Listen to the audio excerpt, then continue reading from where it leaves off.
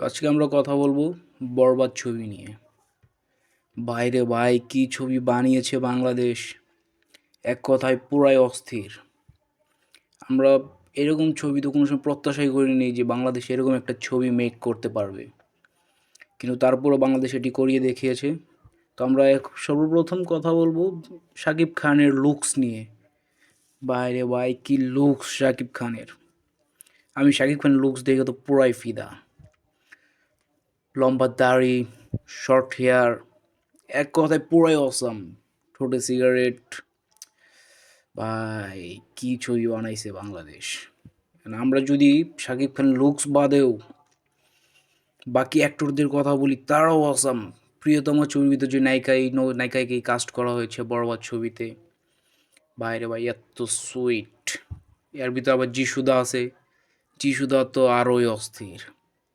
এপার বাংলা ওপার বাংলা বলিউডের ভিতরে সম্পূর্ণ লেভেলে প্রভাব আছে যিশুদার। ভাইরে ভাই বাংলাদেশ তো পুরাই ধামাল বাজাই দিতেছে। এরপরে যদি আমরা কথা বলি বরবাদ ছবির ব্যাকগ্রাউন্ড নিয়ে, ভাইরে ভাই এত সুন্দর ব্যাকগ্রাউন্ড আর এত সুন্দরভাবে এটাকে উপস্থাপন করা হয়েছে, পুরাই অস্থির, পুরাই অস্থির। আর এই মুভির ভিতরে শাকিব খানের যে ফাইটিং সিকোয়েন্স, এক কথায় ভাই অসাম। ভাইরে ভাই এই ছবি দেখা কেউ বলতেই পারবো না যে এটা বাংলাদেশ বানানো মুভি। বাংলাদেশ তো পুরো বলিউড হলিউডে টেক্কা দিয়ে দিতেছে।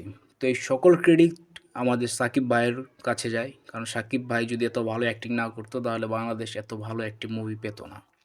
তো আমরা যাই কিছু করি, সাকিব ভাই তো মেইন। সাকিব ভাই is a legend, mega star. তো দেখা যাক বরবাদ ছবি টেইলারেই এত ধামাল মাজায় দিছে, দেখা যাক ছবি ভাইরাল দিয়ে কী হয়। Let's see, here we go. তো যারা যারা আমার চ্যানেলে নতুন, তারা তারা এখনই সাবস্ক্রাইব করে রাখুন নিত্য নতুন মুভি সম্পর্কে জানার জন্য এবং এক্সক্লুসিভ কিছু ডিটেলসের জন্য। Here we go.